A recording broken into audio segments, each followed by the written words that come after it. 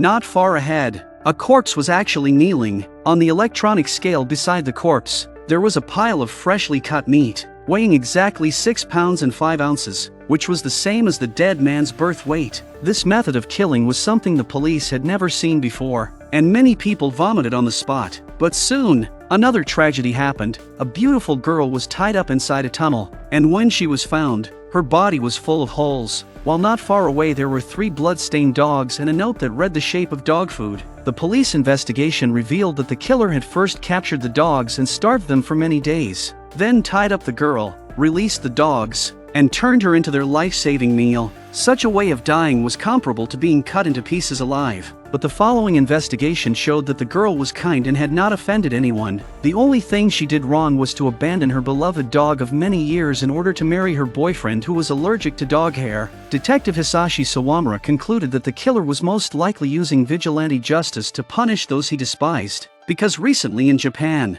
there really was such a person, codenamed Frogman, who used ruthless methods to act on behalf of heaven. The victim, who weighed 6 pounds and 5 ounces, Shota, was a typical loser. He lost his father when he was young. His mother raised him with hardship, yet by the time he was over 30, he still relied on her, playing games as his main job, chasing manga as his side job, and his 3 meals had to be prepared in advance by his mother. After his mother went to work, Shota sat in front of the computer again ready to log in, but at that moment, the doorbell suddenly rang. Shota was too lazy to open the door, so he let the bell keep ringing, but after a few sounds, the doorknob suddenly began twisting violently. This scene scared Shota a little. 人いますよ。空き巣とか無理ですよ。 The doorknob seemed to understand Shota's intention, and stubbornly responded at once. 人います。入ってます。入ってます。人いますよ。僕います。 The sudden silence was the deep breath before the storm. Shota quickly ran to the kitchen and pulled out 2 fruit knives, but then he saw the door tightly closed, as if no one had come in. Still being cautious, Shota carefully checked every room, but apart from posters of pretty anime girls covering the walls, there was no one else inside. Shota breathed a sigh of relief, but then suddenly realized something.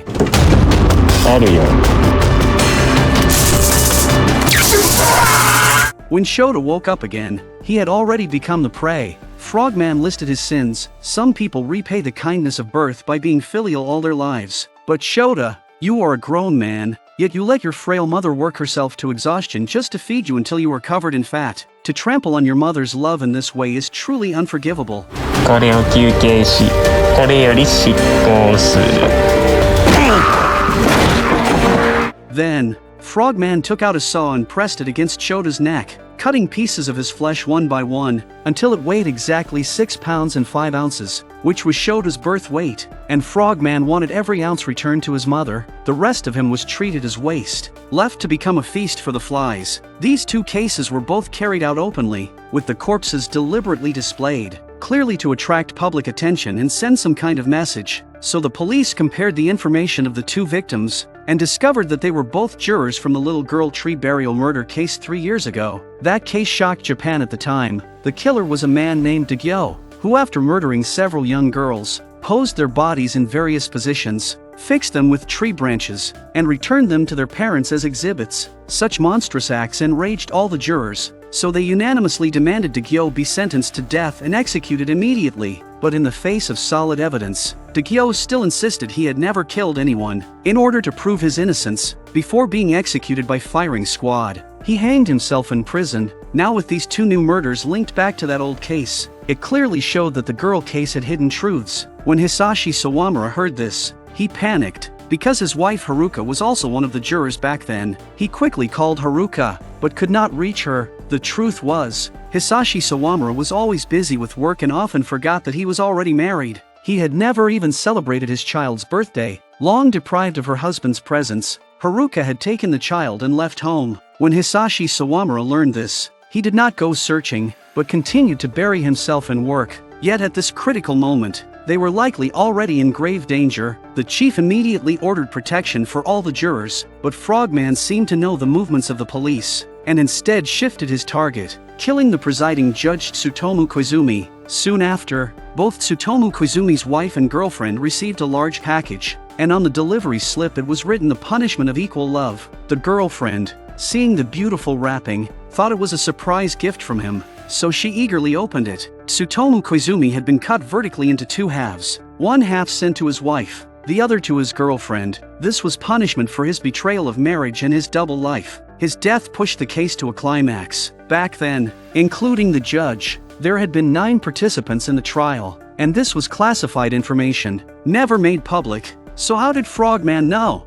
Now with 3 people dead and 1 missing, the remaining 5 had become key protection targets. However, the police were once again a step too late, for while they were still in a meeting arranging tasks, Deputy Judge Eiko was kidnapped and frozen to death inside a freezer, and beside her was a card that read the punishment of eternal beauty. Only then did Hisashi Sawamura realize that Frogman's blade of revenge would not stop because of police intervention. They quickly split up to ensure the safety of the other jurors, but when they rushed to another juror's home, they found the old man sitting facing the toilet. Hisashi Sawamura sensed that something was wrong and quickly moved closer, only to discover that the old man was already dead, his mouth stuffed full of steel needles, and beside him was a card that read the punishment of swallowing 1,000 needles. The string of murders left Hisashi Sawamura unable to remain calm. He finally checked his wife's call records, and discovered she had been in frequent contact with a woman named Ko. So Hisashi Sawamura split up with his colleague. He went to the hospital where Ko worked, while his colleague went to Ko's home.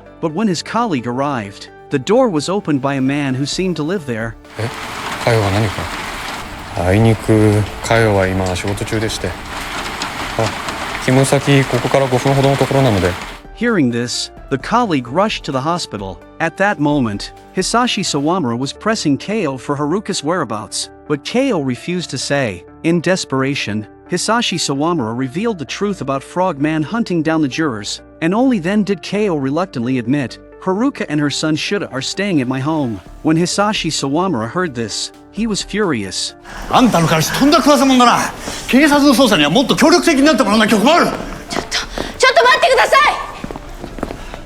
い。いません。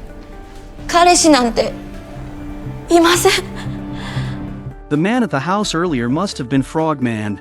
He immediately rushed to Ko's home, but just as the police had left, Frogman removed his mask, stuffed the unconscious Haruka and Shuda into suitcases, and carried them into his car. As he started the engine and drove away, Hisashi Sawamura arrived. When the two cars brushed past each other, Hisashi Sawamura caught sight of the driver, a man in a raincoat, which matched the suspect's feature they had deduced, because all the earlier murders had happened on rainy nights. Hisashi Sawamura told his colleague to continue to Ko's home, while he turned his car to chase. But when his colleague arrived, the house was already empty, and on the table there was only a card that read the punishment of neglecting family. It was clear Haruka and Shuda were about to suffer. After hearing this, Hisashi Sawamura desperately tried to intercept the car ahead, but Frogman swerved into a small road, and without thinking, Hisashi Sawamura hit the gas to follow, only for Frogman to suddenly turn back.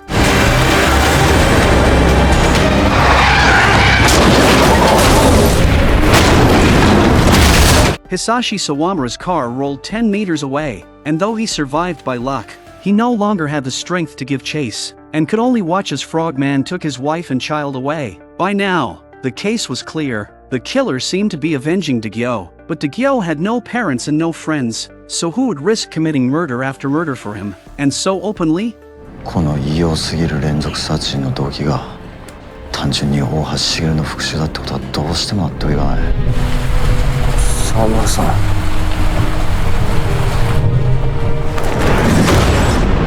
The appearance of Frogman was full of provocation, and Hisashi Sawamura immediately pursued, but ended up crashing into a car. He ordered his men to follow the suspect, but Frogman lured him up to the rooftop. When Hisashi Sawamura rushed over, he found his subordinate already tied by a dog leash, standing on the edge of the rooftop, and as long as Frogman loosened his grip, he would fall. Since Frogman was holding a gun, Hisashi Sawamura did not dare to act rashly, and could only call out in an official tone. いいか西野こっち返せ何が目的だこれ殺人か殺人鬼じゃねえ僕は表現者だ。人を楽しませるアーティストだ。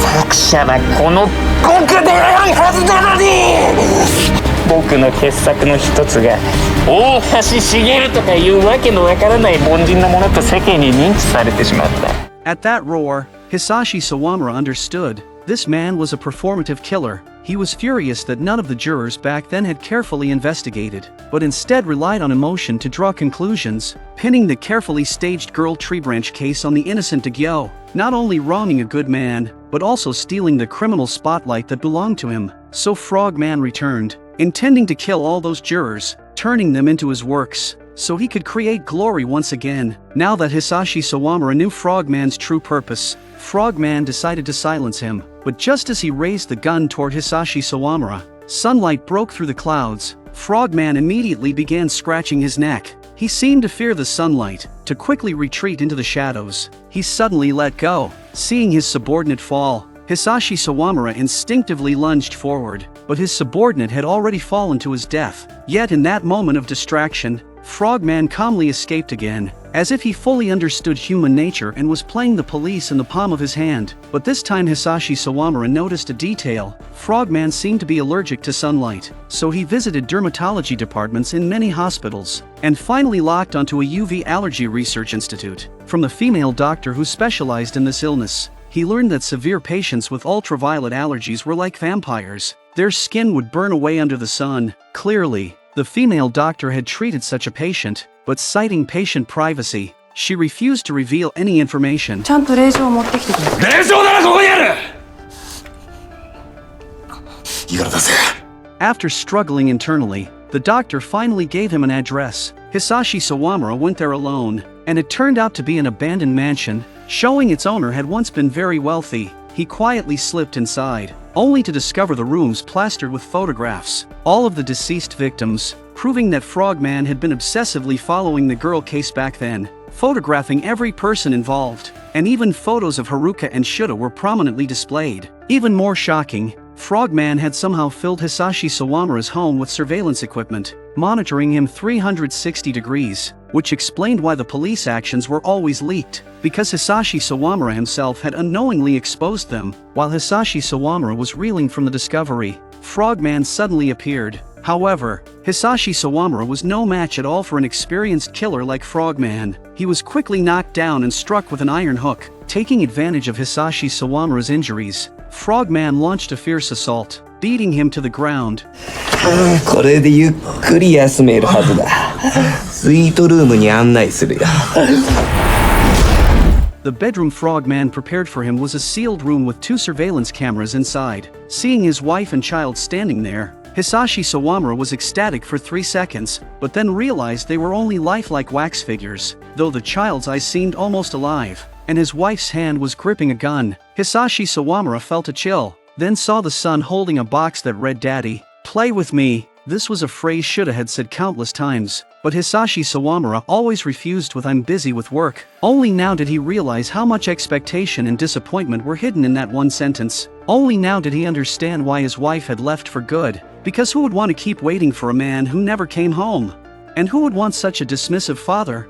Hisashi Sawamura broke down completely, smashing the box to the ground and crying out in pain. Through the surveillance, Frogman watched the scene with excitement. The door had an internal code lock, and to get out, the code had to be entered, and the code was likely hidden within the puzzle pieces. Hisashi Sawamura had no choice but to endure the tedious process of piecing together the puzzle, and in that torment, he suddenly thought, had his wife, who pieced together countless puzzles with their son, also felt the same monotony?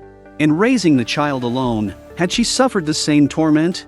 Seeing the wax figures clinging together, Hisashi Sawamura was struck by realization. He had been so consumed by work that he had unknowingly drifted away from his marriage, and even further from his role as a father. In that moment, he deeply understood why his wife had left with such resolve. As Hisashi Sawamura reflected on himself while piecing the puzzle together, Frogman was in the kitchen cooking. He first put chunks of meat into a grinder, minced them into paste, then pressed them into patties and fried them. Making a hamburger, he passed the hamburger through the small hole in the door, feeding it to Hisashi Sawamura. Starving for so long, Hisashi Sawamura devoured it greedily, thinking Frogman isn't so bad after all, as the meat was tender and juicy, so good that after one bite he wanted another. Meanwhile, after realizing Hisashi Sawamura was missing, His colleagues at the police station immediately investigated his whereabouts and went to the female doctor. Dr. Yaguchi denied ever seeing Hisashi Sawamura, but when UV allergy was mentioned, the chief's memory was suddenly stirred. He quickly looked into old case files and found that 20 years ago, a wealthy couple who were artists had been dismembered and their bodies reassembled into human forms, a case that had never been solved. Their surviving twin children were severe ultraviolet allergy patients, and at the time of the crime, both children had witnessed the gruesome event. Soon after, the older sister was adopted by a doctor, while the brother disappeared without a trace. Checking their names, they discovered the sister had become that very female doctor. It became clear she had long known that the twisted frogman was her younger brother, which explained why she gave Hisashi Sawamura the address, because she believed her brother could handle him. And her assumption was right, for Frogman was adept at manipulating people. He gave Hisashi Sawamura a desire to survive with the puzzle, while simultaneously tormenting him with the wife and child. それだけでいい。頼む。どうやって殺した？生きたまま腐らせることもなく。裁判員だった奥さんのことを調べていくうちに君のことが気になってどうしようもなくなった。今さら奥さんと子供と会って何を取り戻そうとしている。君は僕と同じ表現者だ。やめろ。初めて誰かと作品を作ってみたいと思った。Frogman's words shattered Hisashi Sawamura's heart once again. He lunged at the wax figures of his wife and son, asking if he was really that kind of man. The wax figures gave no response, just as he had never truly responded to his wife and child. And in that instant, Hisashi Sawamura even began doubting his own values and his profession. Hisashi Sawamura's father had also been a policeman, but because of work, he had not been present when his wife died. Hisashi Sawamura resented his father for this, and never spoke to him again. But soon after, his father was killed while saving a little girl from criminals, and it was then that Hisashi Sawamura saw his father's heroism. Finally understanding his profession, and admiration rose in his heart. This was why Hisashi Sawamura wanted to become like his father, to protect the weak. Yet walking down the same path, he discovered that it came at a cost. He had not surpassed his father's bravery, but like him, he protected other people's children while neglecting his own. Hisashi Sawamura began to regret being a policeman, regretting that in saving others, he had ruined his own family life. But what he did not realize was that this was exactly Frogman's psychological trap, designed to destroy Hisashi Sawamura's beliefs and erase his sense of law, so that he could become Frogman's companion. In endless guilt, Hisashi Sawamura finally completed the 1,000-piece puzzle, only to find 3 letters missing: E, A, T. It struck him like lightning, and he immediately looked at the hamburger on the floor. Realizing the red meat inside did not look quite right, he dared not think further, quickly entered the 3 letters, and the door indeed opened, revealing a kitchen, the place where the hamburgers had been made. On a plate of raw meat, strands of hair were stuck, and the answer to what Hisashi Sawamura had been eating these days was self-evident. Even more horrifying, taped to the freezer were photos of Haruka and Shuda. Hisashi Sawamura's heart sank, and trembling, he opened the freezer, only to see the heads of his wife and child inside.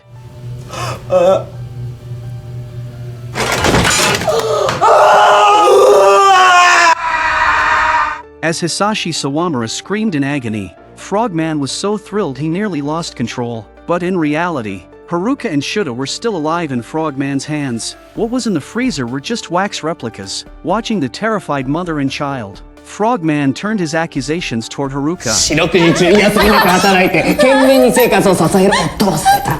君は最愛のパートナーを見つめ直し、己を改めねばならない。表現者だよ。After successfully breaking Haruka down into sobs, Frogman went back to Hisashi Sawamura. Seeing him in despair before the heads of his wife and son, Frogman was satisfied. He then deliberately told Hisashi Sawamura how Shuda had begged for mercy, and how he had killed Shuda, describing it in such detail that Hisashi Sawamura could vividly imagine the scene. At last, Hisashi Sawamura completely broke down and lost control. Hisashi Sawamura immediately rushed out. He had already forgotten his identity as a policeman, and all he wanted was to kill Frogman. But after Frogman ran out, he quickly turned into a corner, because there, another Frogman appeared. Frogman suddenly knelt on the ground, his body shaking violently. Sensing something was wrong, Hisashi Sawamura moved closer, only to hear Haruka's voice. He immediately tore off the mask, and the sight before his eyes left him trembling with excitement. Frogman wanted Hisashi Sawamura and Haruka to fight each other to the death, while letting Shuda witness everything, a twisted act that reflected his own tragic childhood. それが息子を救う条件だ。作品を完成させてくれ。僕の気が変わらないうちに。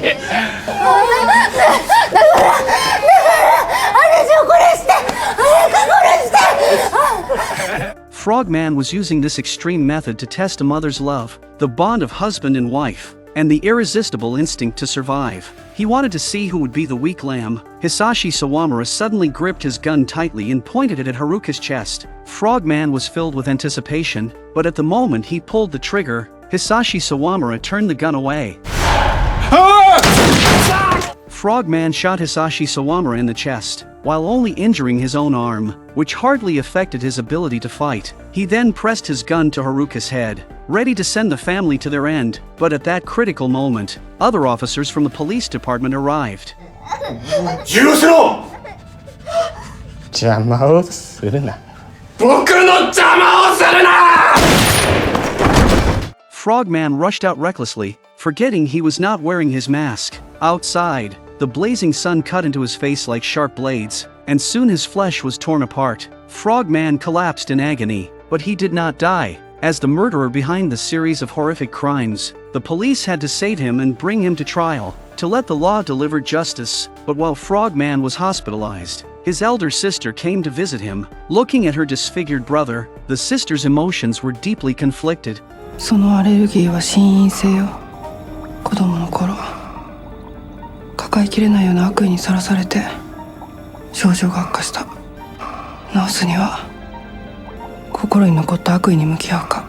It was clear that her twisted theories had been the catalyst for Frogman's killing spree. After witnessing their parents' death, both siblings had grown thorns in their hearts, trying to smooth them by feeding on the suffering of others. Only Frogman preferred real action, while his sister preferred theoretical manipulation. Then, with cold precision, the sister injected poison into his foretube, quietly ending his life. Thus, Frogman's crimes finally came to an end, but the seeds of tragedy had already begun to sprout elsewhere. Because he was saved in time, Hisashi Sawamura survived. He began to value his family and spend time with his wife and child, but the emptiness of his child's childhood emotions and the trauma they had endured could never truly be healed. Shuda appeared bright and cheerful, but when sunlight touched his face, he began to itch and squirm, seeking the safety of shadows. Hisashi Sawamura and Haruka saw the scene, yet noticed nothing unusual. And so, another Frogman was quietly being born. Alright, that's the end of today's story. See you next time.